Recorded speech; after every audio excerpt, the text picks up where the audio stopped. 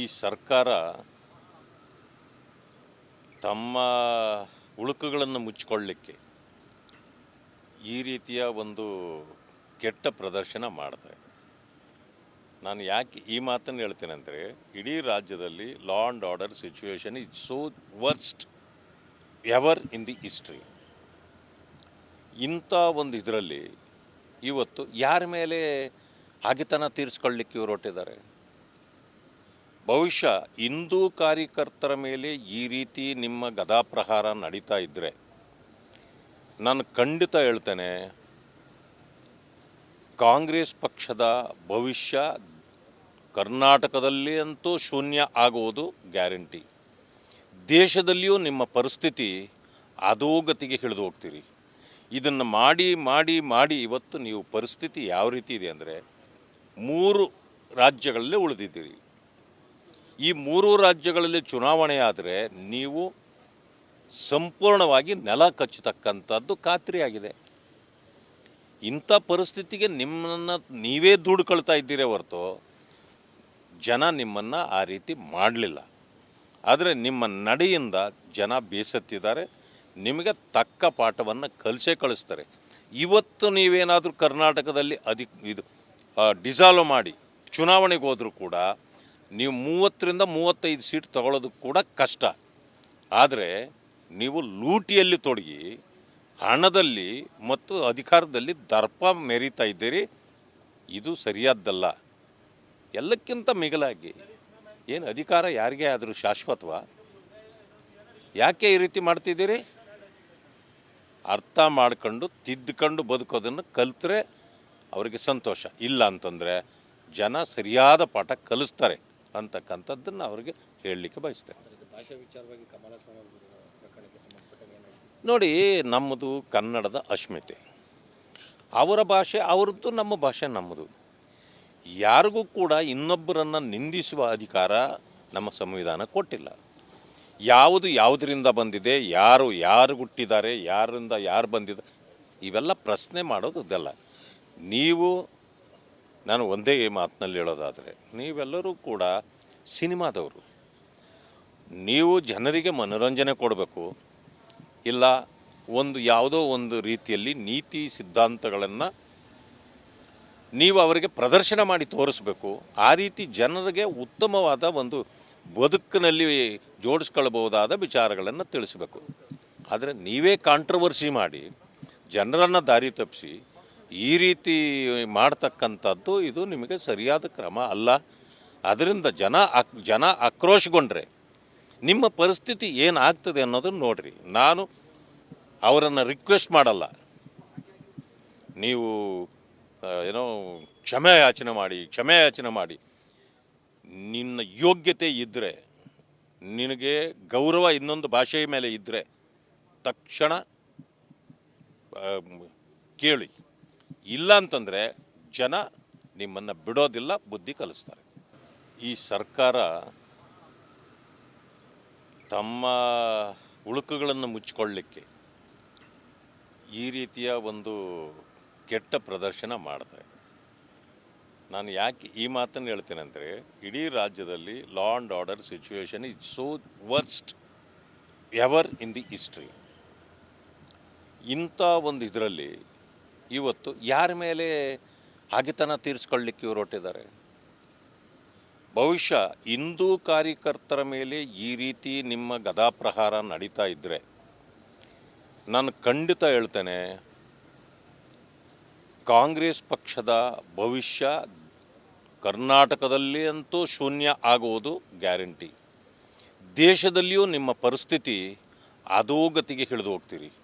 ಇದನ್ನು ಮಾಡಿ ಮಾಡಿ ಮಾಡಿ ಇವತ್ತು ನೀವು ಪರಿಸ್ಥಿತಿ ಯಾವ ರೀತಿ ಇದೆ ಅಂದರೆ, 3 ರಾಜ್ಯಗಳಲ್ಲೇ ಉಳಿದಿದ್ದೀರಿ. ಈ 3 ರಾಜ್ಯಗಳಲ್ಲಿ ಚುನಾವಣೆ ಆದರೆ ನೀವು ಸಂಪೂರ್ಣವಾಗಿ ನೆಲ ಕಚ್ಚತಕ್ಕಂಥದ್ದು ಖಾತ್ರಿಯಾಗಿದೆ.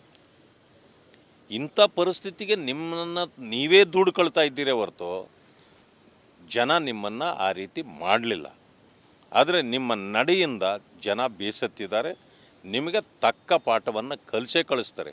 ಇವತ್ತು ನೀವೇನಾದರೂ ಕರ್ನಾಟಕದಲ್ಲಿ ಡಿಸಾಲ್ವ್ ಮಾಡಿ ಚುನಾವಣೆಗೆ ಹೋದರೂ ಕೂಡ ನೀವು 30ರಿಂದ 35 ಸೀಟ್ ತಗೊಳ್ಳೋದು ಕೂಡ ಕಷ್ಟ. ಆದರೆ ನೀವು ಲೂಟಿಯಲ್ಲಿ ತೊಡಗಿ ಹಣದಲ್ಲಿ ಮತ್ತು ಅಧಿಕಾರದಲ್ಲಿ ದರ್ಪ ಮೆರೀತಾ ಇದ್ದೀರಿ. ಇದು ಸರಿಯಾದ್ದಲ್ಲ. ಎಲ್ಲಕ್ಕಿಂತ ಮಿಗಿಲಾಗಿ ಏನು ಅಧಿಕಾರ ಯಾರಿಗೇ ಆದರೂ ಶಾಶ್ವತವಾ? ಯಾಕೆ ಈ ರೀತಿ ಮಾಡ್ತಿದ್ದೀರಿ? ಅರ್ಥ ಮಾಡ್ಕೊಂಡು ತಿದ್ದುಕೊಂಡು ಬದುಕೋದನ್ನು ಕಲಿತ್ರೆ ಅವರಿಗೆ ಸಂತೋಷ. ಇಲ್ಲ ಅಂತಂದರೆ ಜನ ಸರಿಯಾದ ಪಾಠ ಕಲಿಸ್ತಾರೆ ಅಂತಕ್ಕಂಥದ್ದನ್ನು ಅವರಿಗೆ ಹೇಳಲಿಕ್ಕೆ ಬಯಸ್ತೇನೆ. ಭಾಷೆ ವಿಚಾರವಾಗಿ ಕಮಲಸ್ವಾಮಿ ಪ್ರಕರಣಕ್ಕೆ ಸಂಬಂಧಪಟ್ಟಾಗ ಏನು ಹೇಳ್ತೀವಿ? ನೋಡಿ, ನಮ್ಮದು ಕನ್ನಡದ ಅಸ್ಮಿತೆ. ಅವರ ಭಾಷೆ ಅವರದ್ದು, ನಮ್ಮ ಭಾಷೆ ನಮ್ಮದು. ಯಾರಿಗೂ ಕೂಡ ಇನ್ನೊಬ್ಬರನ್ನು ನಿಂದಿಸುವ ಅಧಿಕಾರ ನಮ್ಮ ಸಂವಿಧಾನ ಕೊಟ್ಟಿಲ್ಲ. ಯಾವುದು ಯಾವುದರಿಂದ ಬಂದಿದೆ, ಯಾರು ಹುಟ್ಟಿದ್ದಾರೆ, ಯಾರಿಂದ ಯಾರು ಬಂದಿದ್ದಾರೆ, ಇವೆಲ್ಲ ಪ್ರಶ್ನೆ ಮಾಡೋದಲ್ಲ. ನಾನು ಒಂದೇ ಮಾತಿನಲ್ಲಿ ಹೇಳೋದಾದರೆ, ನೀವೆಲ್ಲರೂ ಕೂಡ ಸಿನಿಮಾದವರು. ನೀವು ಜನರಿಗೆ ಮನೋರಂಜನೆ ಕೊಡಬೇಕು, ಇಲ್ಲ ಯಾವುದೋ ಒಂದು ರೀತಿಯಲ್ಲಿ ನೀತಿ ಸಿದ್ಧಾಂತಗಳನ್ನು ನೀವು ಅವರಿಗೆ ಪ್ರದರ್ಶನ ಮಾಡಿ ತೋರಿಸ್ಬೇಕು. ಆ ರೀತಿ ಜನರಿಗೆ ಉತ್ತಮವಾದ ಒಂದು ಬದುಕಿನಲ್ಲಿ ಜೋಡಿಸ್ಕೊಳ್ಬಹುದಾದ ವಿಚಾರಗಳನ್ನು ತಿಳಿಸಬೇಕು. ಆದರೆ ನೀವೇ ಕಾಂಟ್ರವರ್ಸಿ ಮಾಡಿ ಜನರನ್ನು ದಾರಿ ತಪ್ಪಿಸಿ ಈ ರೀತಿ ಮಾಡ್ತಕ್ಕಂಥದ್ದು ಇದು ನಿಮಗೆ ಸರಿಯಾದ ಕ್ರಮ ಅಲ್ಲ. ಅದರಿಂದ ಜನ ಆಕ್ರೋಶಗೊಂಡ್ರೆ ನಿಮ್ಮ ಪರಿಸ್ಥಿತಿ ಏನಾಗ್ತದೆ ಅನ್ನೋದನ್ನು ನೋಡಿರಿ. ನಾನು ಅವರನ್ನು ರಿಕ್ವೆಸ್ಟ್ ಮಾಡಲ್ಲ, ನೀವು ಕ್ಷಮೆ ಯಾಚನೆ ಮಾಡಿ. ನಿನ್ನ ಯೋಗ್ಯತೆ ಇದ್ದರೆ, ನಿನಗೆ ಗೌರವ ಇನ್ನೊಂದು ಭಾಷೆಯ ಮೇಲೆ ಇದ್ದರೆ ತಕ್ಷಣ ಕೇಳಿ.